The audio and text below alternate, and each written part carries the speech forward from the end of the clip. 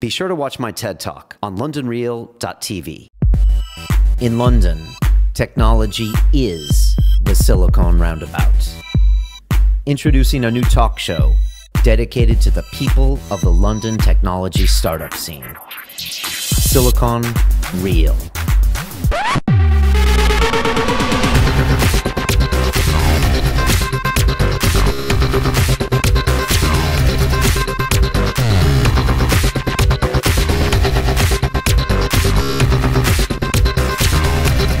Okay, thanks so much for coming today to the Eventbrite space. My name is Brian Rose. I host London Real, where our mission is putting the BBC out of business.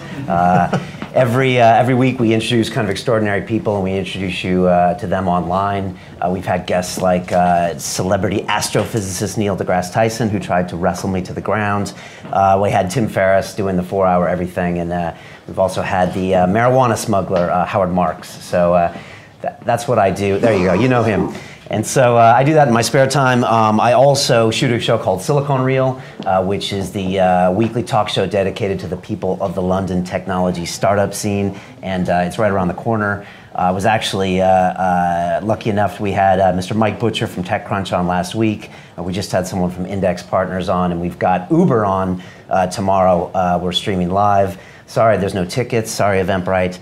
It's free, but you can watch that, and we're going to be grilling them about all the fun things that they do. So I was lucky enough to have the CEO of Eventbrite, Kevin Hartz, on my show about 3 months ago. He's a really fascinating guy, really introspective guy. And when I asked him the question I'm going to ask Laurent at the end of this, the advice he would give to his 20-year-old self, he said, take some risks, make an impact on the world, and do something really incredible.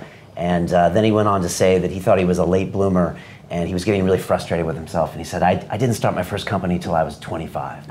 And he was like, I didn't pull a Zuckerberg. So I thought that was really funny. And yeah, it was great having him on. So thanks to Eventbrite and the space, you're making Old Street a little more beautiful. I don't know if you're familiar with this area or if you are, but about a year ago, this would not have happened here. So it's kind of making this whole space, the whole space great. So let me introduce you to my guest. This is Laurent Sellier, who is the recently appointed VP of Products at Eventbrite, which is the world's leading self-service ticketing platform. Last year, Eventbrite processed over $1 billion in gross ticket sales, over 1 million events. You're experiencing double-digit growth, and you've raised over $200 million in VC. Laurent was the director at Twitter in product management for 2 years, and before that he was at Amazon working on the Kindle product for 7 years. So fresh from Silicon Valley, Laurent, welcome to Silicon Real at Eventbrite. Thank you. Thank you for having me. Thanks. I'm excited to be here. Thanks for being here. I always wonder when people come to London, especially in tech, when you're on the plane and you're like, I'm about to fly to London, what are you thinking? What are you thinking about this city, about the people, about the UK? I mean, England, in particular London, is a unique place in my heart, because when I moved to the US 15 years ago, I actually had to wait for my visa, and I waited in London for about 6 months. So I did get to work here and work in the tech community. I mean, we're really proud at Eventbrite to be part of this community here, and I think it's a thriving area, a thriving space for technology in general. So.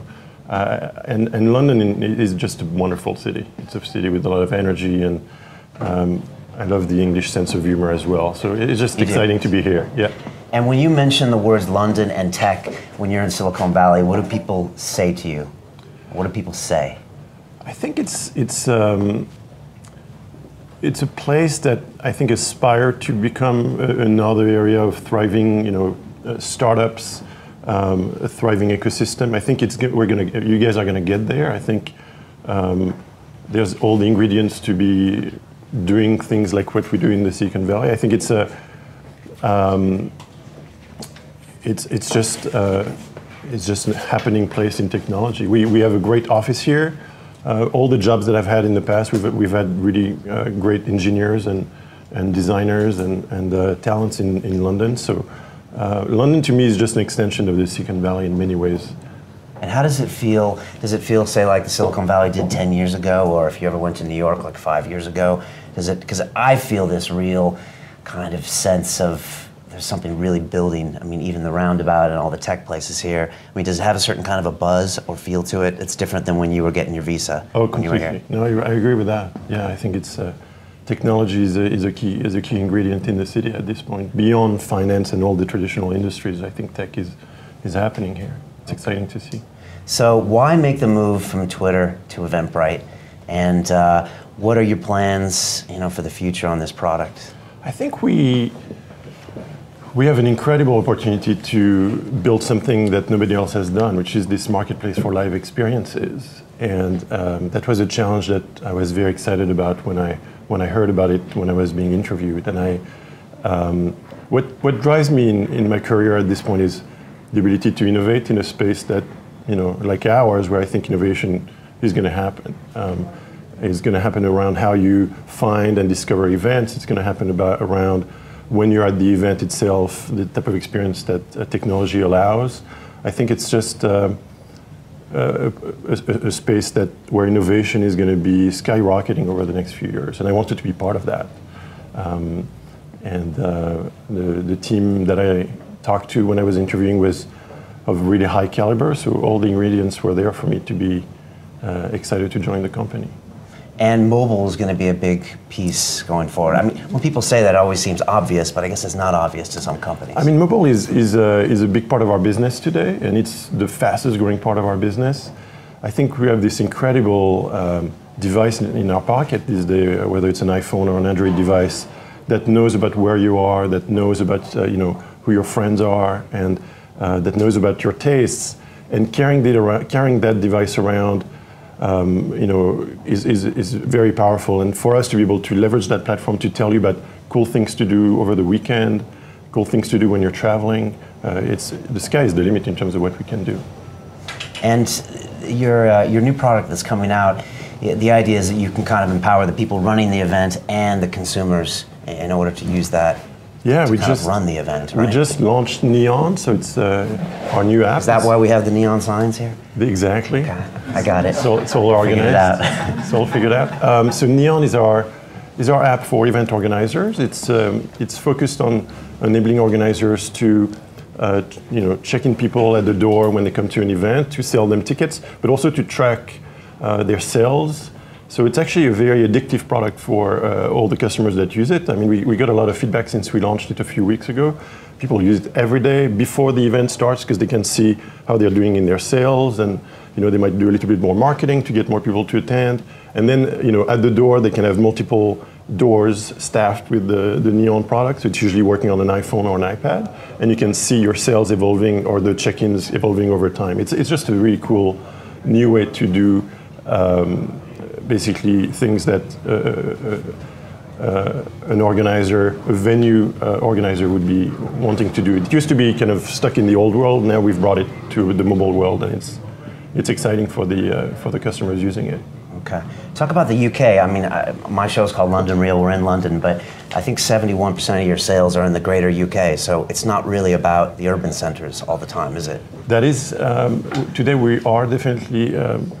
I mean, London is a big business for us. I mean, it's actually our third largest city in terms of places where we sell tickets. But you're right, most of the tickets in the UK are outside of London.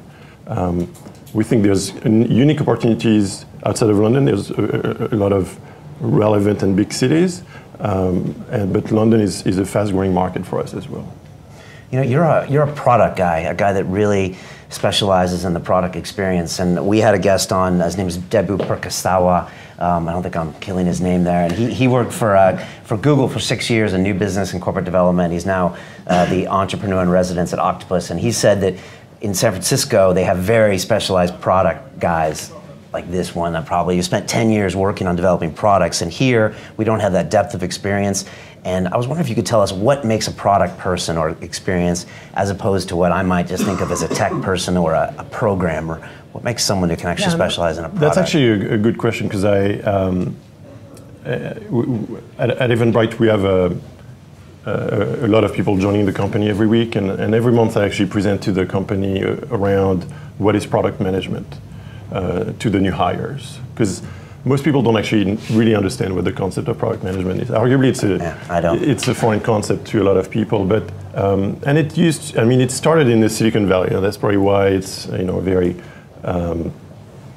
prevalent in that region. But the concept is it's a person in the organization or a group of people that are going to be in charge of representing the voice of the customer. So for us, it's going to be organizers or attendees. But when we're going to be working closely with engineering, with design, with all the different functions in the organization to make sure we build the right product for the right audience. Often you have to make some trade-offs between going down a path that might be easier to do from a technical standpoint, but that's not going to lead to the same great customer experience. Or you might take more time, and it's going to be a better customer experience, but it's going to take more time. So we help kind of find the right trade-off in the organization.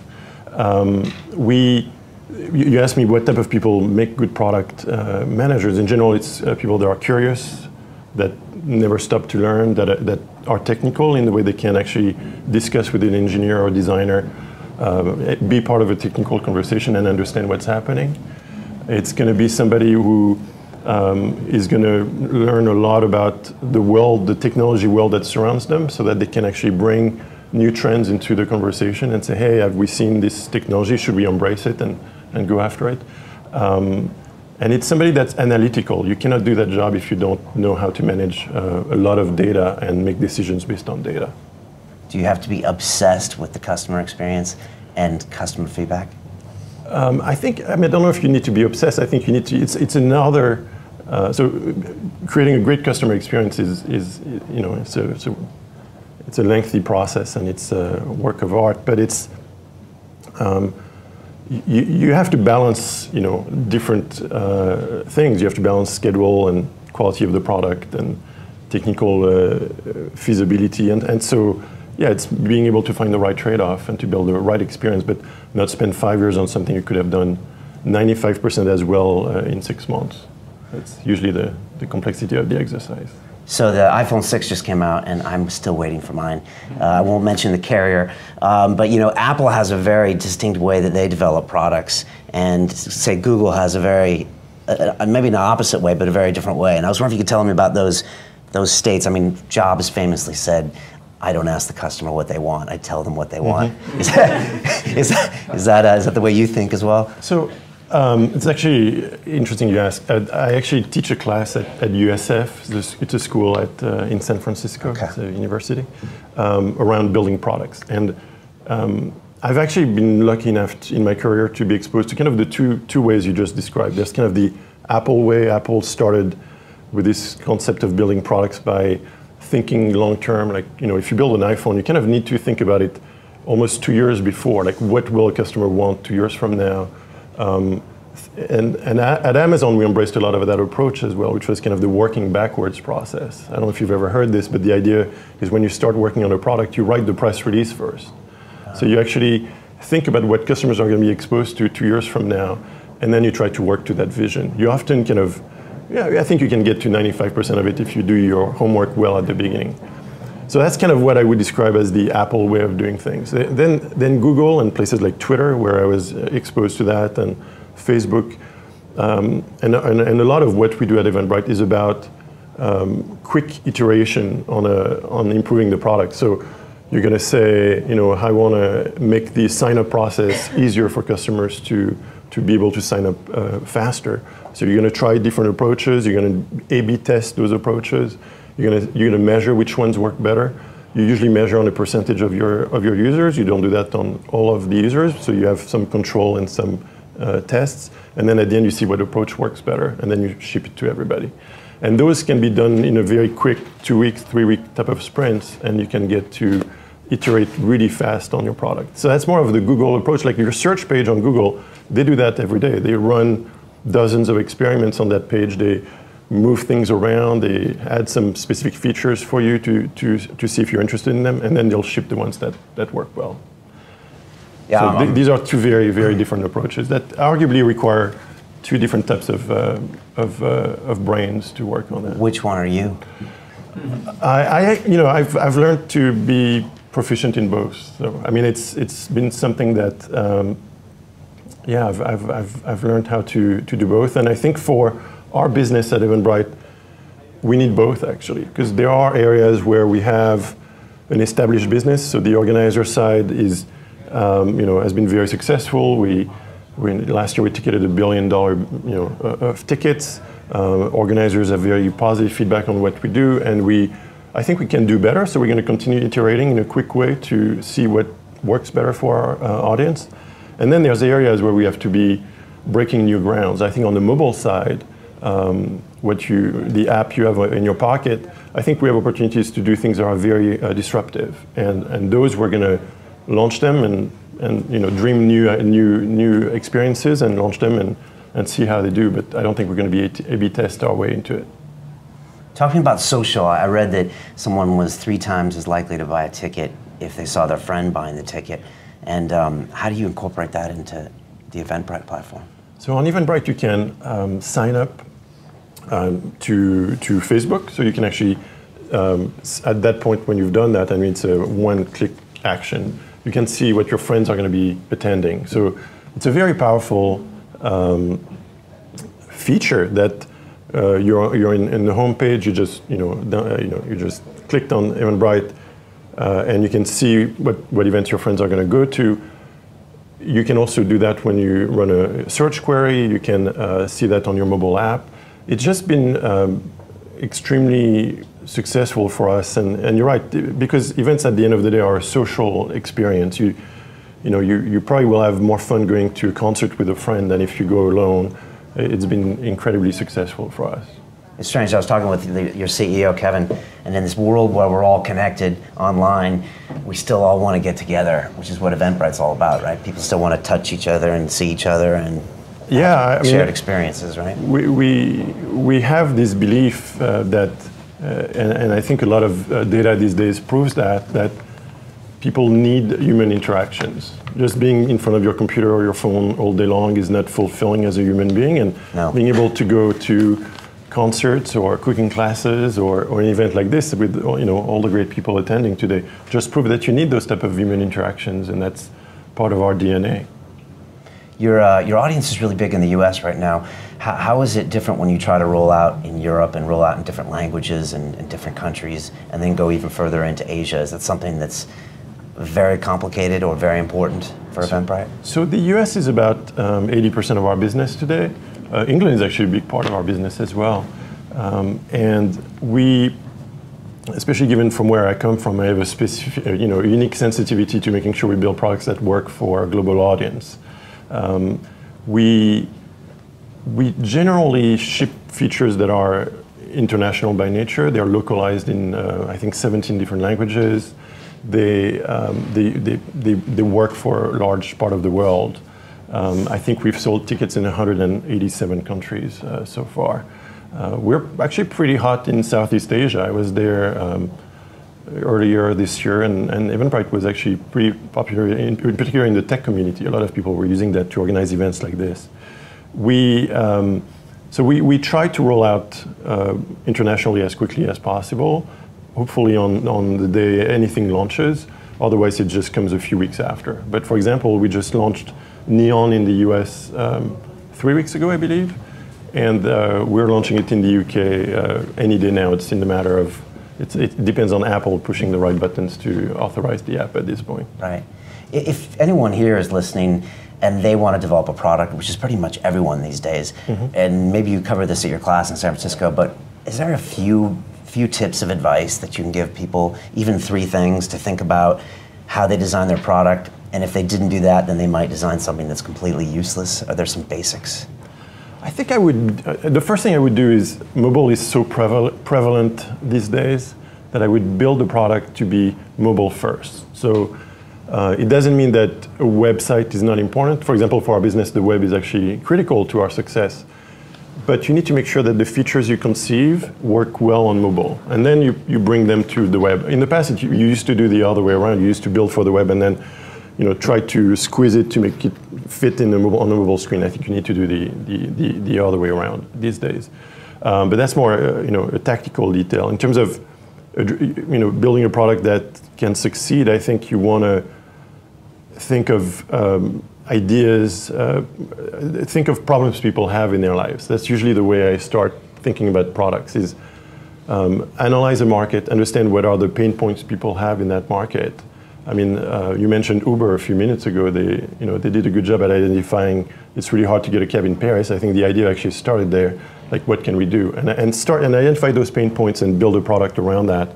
Build a very simple user experience. I do think that if it takes people 5 clicks to do something, they usually don't go that far. So a really simple experience, mobile first, solving very clear problems for mankind. That's the way I would start. Are there companies that impress you? Is Facebook kind of a gold standard in the Valley, or anyone else as far as that kind of iterative user experience of designing better products?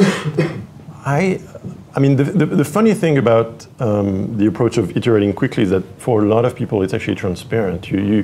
Unless you're working there, you don't necessarily know that those iterations are happening. I think there's quite a few companies that do a good job at that. One of them that I think has been very good at it is Instagram. I think they do a good job at being true to a very simple and powerful product, yet they do iterate in the background on making the product a little bit more easier to use or with new capabilities. That's one thing that I think they've done well. I think we're doing really well as well. As a company, we have a really strong engineering team that builds really great features, and we try to roll them out fast and in an iterative fashion, as I mentioned to you, and also sometimes we launch them when we think they're the right thing to do. I have to ask the question everyone wants to know. What's a Frenchman doing in San Francisco? How did you get there? How did I get there? That is a good question. So I'm from France, you said that. Whereabouts? Paris. I was born and raised in Paris, lived there for 25 years, something like that, 23. And then, I'm an engineer by training, and I went to business school as well. And as part of my engineering training, I was able to live in Los Angeles for 1 year. I had a 1-year exchange program with UCLA. Okay. So I discovered the web during that time. It was 95. I remember it really well. I was living with a roommate at that point, and I walked into his room one day. He had just installed this brand new computer. I mean, 95 computers were gigantic, if you remember that. Yeah. And no flat screens. No flat screens. And he's like, hey, look at this. This is pretty cool. And he showed me, that was the first time I saw the web. 95, it was the beginning of it. Actually, I think Netscape celebrated the 20th anniversary of the browser 2 days ago. So, right, okay. That's about right. So it would have been a Netscape browser you were on. It was a Netscape browser. And he showed me this page from the Disney website, and it was actually playing little videos. And I just thought it was the most interesting thing I had ever seen. And I thought there was something very powerful with it. And I think that day I just thought there could be something to do career-wise in that space. Moved back to France after spending a year there, a year in LA. Got an internship when I was in business school with an internet service provider. And then I got hired for a French company that shipped me back to Menlo Park. I kind of wanted to go back to California. I enjoyed the weather and just the energy. And also, I mean, in technology, I just thought California was probably a good place for that. And so, yeah, I moved there 16 years ago, and I've lived in San Francisco the whole time.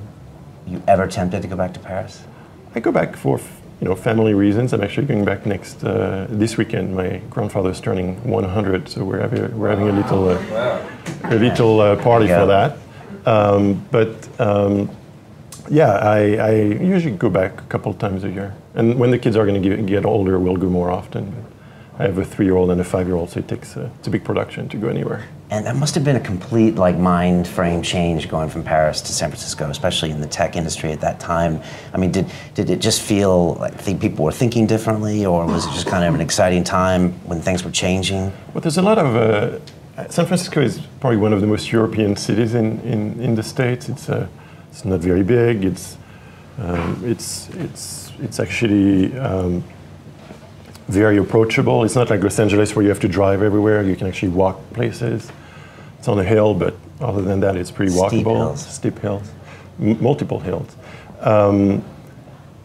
I just like the open-mindedness of Americans. Like you can come and within an hour or within 2 minutes, you feel at home. Like you don't, there's no barrier. It's people are very friendly, very open-minded. I think the willingness to try new things and willingness to accept change is also something that's very unique to California. I mean, it's such a fresh and new place that I think that goes with the territory. But that's probably one of the reasons the technology industry has been so successful there, is that you got to be willing to break things and try new things, and people are just okay with that in that part of the world. Let's talk about the future of Eventbrite. Competition, Ticketmaster, big organizations like that have been around for a long time that don't necessarily have the tech plays that you have. When you think about products, and I guess it does come down to you because you're thinking about for 5 years out, what do you think about when it comes to competing kind of like these big established ticket companies? I mean, on our side, we have really 3 priorities. Our first priority is to build that live event marketplace that nobody arguably has built so far, where you can, on your phone or your desktop, find compelling things to do in your real life. I think we're really well positioned to be the leader in that space, and we're moving in that direction. Our second priority is to make sure that we continue serving our existing customers. So we have thousands, tens of thousands of organizers that use our platform, and we want to continue serving their needs and innovate for them. The third priority is very dear to my heart. We want to use our mobile apps, so that we have 2. We have the Eventbrite app and Neon, but on the consumer side, the Eventbrite, our app is we want to use that as our showcase of innovation. We have, I think, on mobile platforms, unique opportunities to build things that you could not do on the desktop. I mean, your phone knows about your location, it knows about your address book, it knows about your tastes, and we want to leverage that to be creating disruptive experiences. So these are our 3 priorities. To be honest with you, I don't wake up every morning thinking about the competition. I actually think about what can we do for our users, what can we do for the organizers. We listen to them very carefully. We actually have a very simple process internally where every 8 weeks we have different teams in the organization share their findings with the different people they talk to. So our customer support team will come back to us saying, hey, these are the top issues we've heard about over the last 8 weeks. The sales team will do the same, the marketing team, and we gather all that input and form basically a roadmap of what we want to build. But competition is not something we focus on too much. So there's a class at Stanford right now that they're broadcasting on podcast form. It's called How to Start a Startup. I don't know if you heard about this. And Peter Thiel, who created PayPal and now runs Palantir, he has a class he calls Competition is for Losers. And he's reminded me of what Laurent was saying. And he says that you should be going for a monopoly when you're designing a product, and you should go to just completely own the space. And if you're competing with someone else, then you're changing all your priorities. And I was wondering if you agree with Peter in those statements. No, I mean, maybe I wouldn't be as bold as he is statement-wise, but I do agree. You want to focus on serving the customer needs and not on being distracted by what other competitors are doing. I think it's already a full-time job to be, your eyes on the ball, building great things, and yeah, competition is not our top priority. What was it like at Amazon for 7 years? I'm always curious. I was reading 2 books right now. One's called In the Plex about Google, great book, and you kind of figure out how they started. And then one was The Everything Store, and it sounds like a very intense place to work in Amazon. It sounds like you constantly have to prove your worth every month. To be honest with you, I read those books as well, okay. And I did not recognize the company that I worked for in the latter book. Like okay, I think he's taken a more dramatic approach to describing the company. I was there. I started in 2000 and when was that? 2005. I was there for 7.5 years. I was actually hired not knowing what I was going to work on. I got hired through a friend of a friend. It's always like that. You find jobs in the Silicon Valley, I find. And he was like, yeah, we're going to build this thing. It's going to be really great, but I can't tell you what it is. And I still took the job. And after day one, they told me that I was going to be working on Kindle, and I was basically employee number 12. Like there were 10 engineers, my boss who ran product, and myself.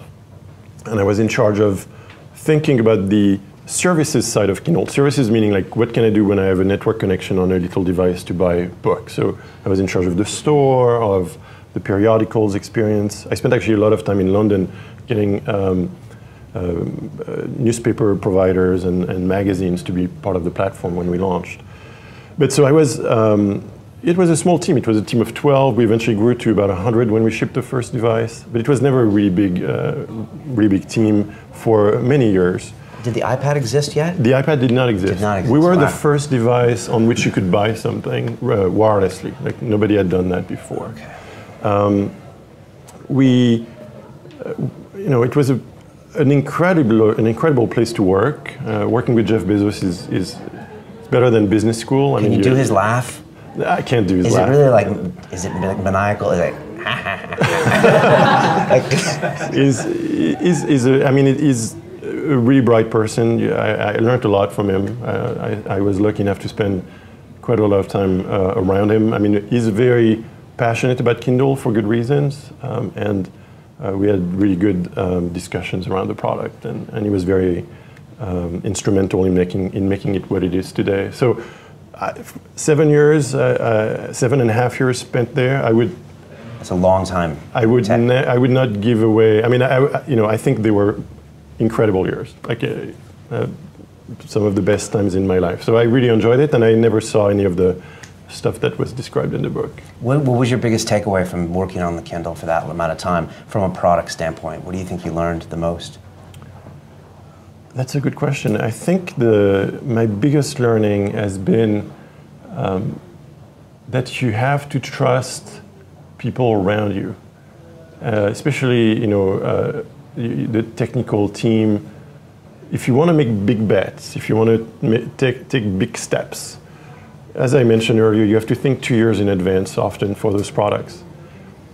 You have to close your eyes and believe it's going to work out, because often we were building breakthrough technologies, like the Paperwhite technology. I don't know if you have a Kindle Paperwhite, I've seen one, but the one with the light that shines from behind. 2 years before, we dreamed that it was possible. We had engineers work on it, and there's times where we're like, oh, we're never going to cross the finish line. It's not going to ship. But good engineers can pull magic, and they did. So yeah, trust your surrounding, trust your team that they can do amazing things, and it's going to be all right. Do you miss working with hardware? Or are you glad that's over? We actually do a little bit of hardware at. Oh yeah? Yeah, because we have a little dongle you can use to buy things, and we're looking at all the things. But yeah, it's a tiny piece of our business right now. But and just finishing off with your CV. And by the way, to answer your question, what I miss about it, it's very different to build software and hardware. Hardware, you actually can dream of something, work with the design team, and within a few days, you can actually hold the product in your hand. It's not a working product, but it's a product that looks like what you're going to be building, that has the same fit and finish. And so it's this really bizarre experience where you can have a conversation on Monday, and on Thursday, hold a prototype of that in your hand. Again, it's not working, but it looks like what it's going to be at the end. Whereas software, you kind of need to discuss, dream it, then you're going to see, a document that describes what you want to do, then it's going to be some mocks, but it's going to take a while for the software to be working. And so it's just a different type of time horizons in terms of when you can interact with the product. Obviously, hardware takes, as I said, between 9 months to 2 years to build. But again, you get to feel it really quickly in the process. And just finishing your CV out, I have to ask you about Twitter. You were there for 2 years. What kind of did you do there, and what did you learn from that company? I was hired initially to run the mobile team, mobile product management team. So we were in charge of the iPhone and Android app, and a few other things. And then towards the end, I worked on our emerging market strategy. So how to make Twitter be even more successful in places like Brazil and India and Indonesia and Philippines. I mean, is that non-smartphone or just low low A bandwidth. lot of those markets now have a pretty high penetration of smartphones. You can actually buy. I was in Jakarta and in Manila in middle of the year this year before I joined Eventbrite, and you can buy a pretty good Android phone for $70. Like it's I mean that's a lot of money for a lot of people, but it's about the same price point as a lot of feature phones. You know, the phones that don't do a lot. So people tend to buy those Android phones instead. So you asked me what I learned at Twitter. Yeah. I actually learned a lot about this quick iteration process, how to build features really quickly, you know, test them on a small percentage of your users and look at data and basically ship the variant that you created that works the best. I learned a lot about the social space, obviously. You know, the caliber of people at Twitter, the caliber of employees that work there is just really high, and I learned from all of them every day I was there. It was just a great experience. So I was looking through his LinkedIn profile, and like most people, they have the jobs, then they have the university, and then at the bottom of Laurent's LinkedIn profile are his 6 patents. So I was like, what the hell? Could you tell us how you have patents and how you have so many patents, and can I get some patents? Sure. I actually have a funny story around that. So my wife works for the legal department at Adobe. So Adobe, you know, the software company that does Photoshop and so many other things. And I used to work, so we met when the company was called Macromedia. Actually, Macromedia was bought by Adobe. Macromedia used to do Flash and Dreamweaver. That brings us back really. You were this tall at that point.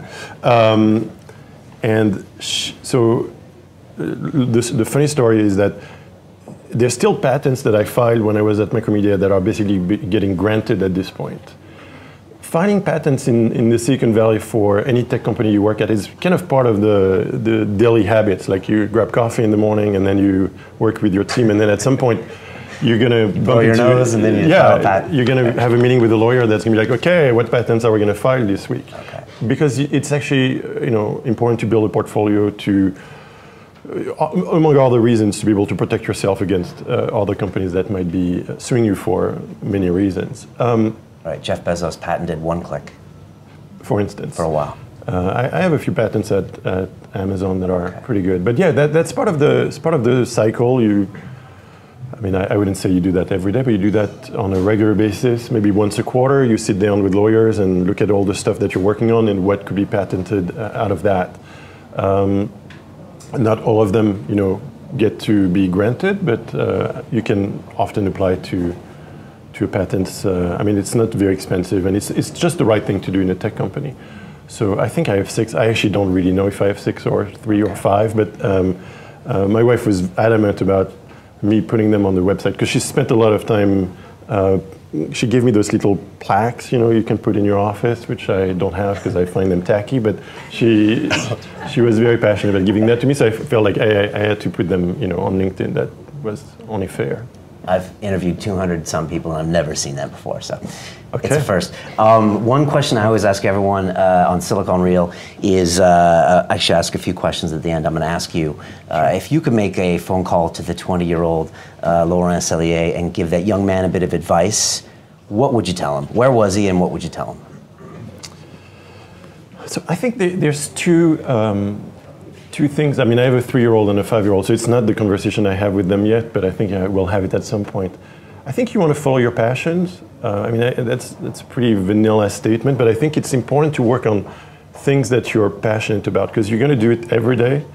You're going to spend 10 to 12 hours every day working on it, and it's so much easier if you work on something you're passionate about. And I was lucky enough, as I mentioned to you, in '95 to discover what the web was, and it's been a passion ever since. Like I wake up every morning, I'm excited about going to work, I'm excited about working with what I'm working on.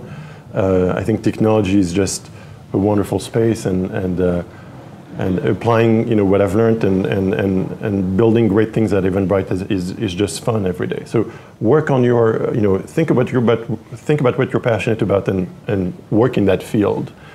The second one I would say is I actually would learn how to code. Like I know it sounds kind of difficult for a lot of people to code, but I think it's going to become almost essential for everybody in the future to be able to know how to write code, because our world is so much about technology is so present everywhere. It's in everything we do, and I think it's going to be like writing or math. Like writing code is going to be an essential tool for everybody. So I would encourage any young kid or teenager to learn how to code. I mean, it's so much easier when you're 15 to learn that than when you're old like me right now. So you wish the 20-year-old would have done both of those things. I actually you did one of them. I did learn how to code. I was not. I was an engineer for a couple of years. I was not. I liked it. I was one of these people that would spend 12 hours straight until they solved the problem. So I could realize it was like 3 in the morning. I had not eaten or had any water, and because I was trying to fix my code. So I realized that was maybe not the best job for me, and I moved to do product management. But I didn't know how to do that at some point. I would be hard pressed to use that skill at this point. But yeah, I was reasonably good at that at some point. Second part of that question is, what's the best advice you've ever received? Could be business or personal over the years. I think the best advice I've ever received is, I think it's realizing I only have one life. It's a bit philosophical by nature, but it's live your life fully, because you really, you only have one. And once you realize that, and you in your life you have events that remind you of that, whether you've lost somebody that you cared about or you got sick, like remember to live your life fully and to enjoy it, and don't do things you wouldn't want to do. If you're in a career that's not exciting or at a job you don't like, go find something else. Like don't get stranded doing something you don't like. You would regret it when you get a bit older. So remember that you're only here for a short period of time.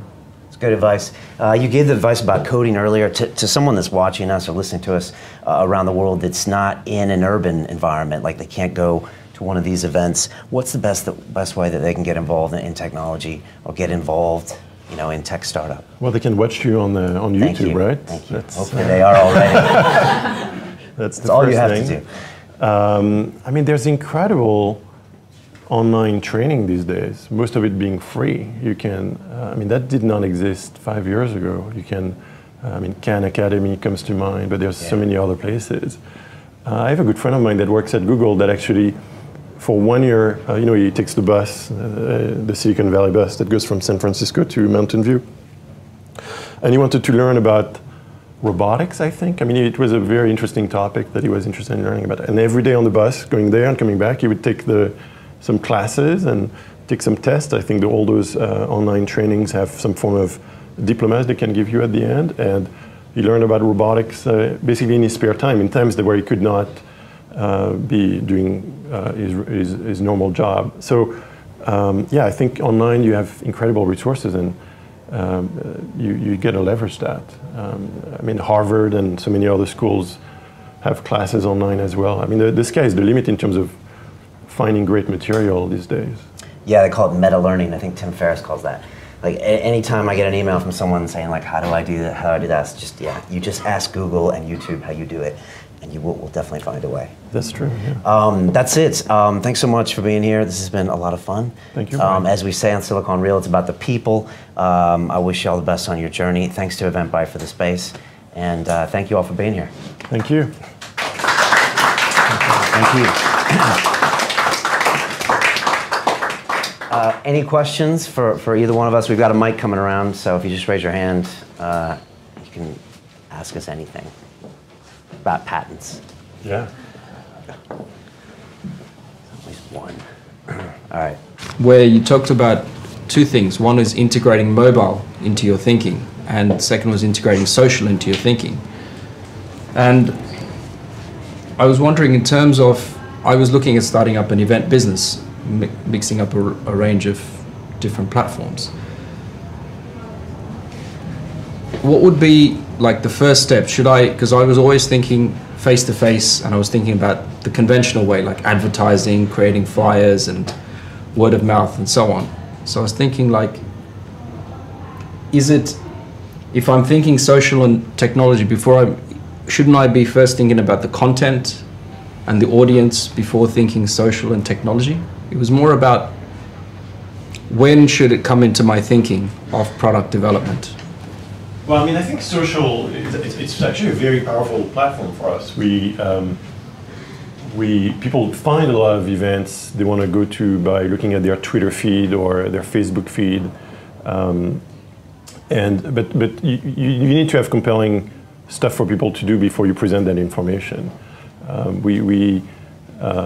So I would think social is a channel for you, but it shouldn't be the first place you start. It should be a channel like Google Search is a channel, or other types of vehicles. But think about compelling content first. There's also a great article out there called Do Things That Don't Scale. He was actually one of the lecturers at the Stanford piece. And the whole idea is that as tech startups, you think everything has to scale. So for me, like, I could walk out and hand flyers out at Old Street to watch Silicon Reel, or I could try to get it on a scalable platform like Twitter and reach 10,000 people. But I think as a founder, it's important to do things that don't scale, because you're sitting there and you're actually talking with the people and they're like, I don't want anything to do with your flyer, or they'll answer a question, and you'll learn so much about the product and the experience by just targeting a small number of users. So and it's a cop-out sometimes when you don't want to get out there on the streets. So sometimes you need to do things like that, too, before you just go to a scalable platform. Yeah. Hi, I'm a specialist on India and trade with India. I just wondered how Eventbrite was doing in India, which is a market which has kind of leapfrogged the PC and is right into mobile. And that's a society which is much more stratified and less open. And I just wondered, how you were doing with your, anyone come to an event kind of platform. So I know we have organizers using our platform in India. You're right that most people don't have a PC, and you're completely correct in the fact that they've gone mobile first.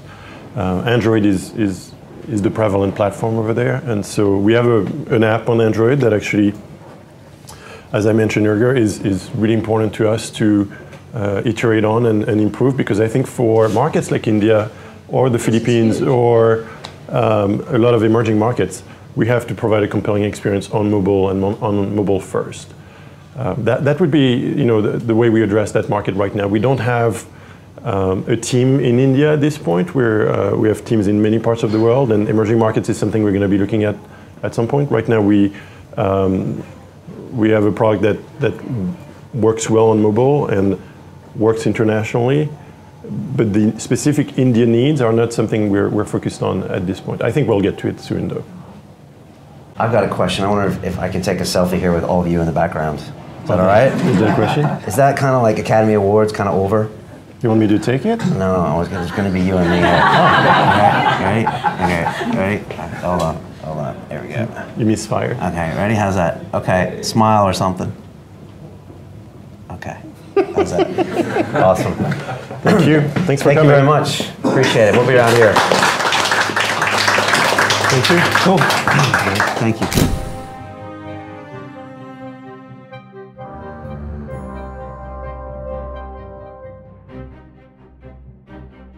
Once you're in a buyout industry, the key skill you need to have is being very, very, very good at spreadsheets to analyze the target company in as much detail as possible. Usually when we first invest in a company, you're right, we own 20% and often the founders are left with 80%. Generally, we still want those companies to be run and managed by the founders. The three biggest trends around where most of the value in the tech industry have been created the last 10, 15 years, probably I would say mobile, social, and cloud.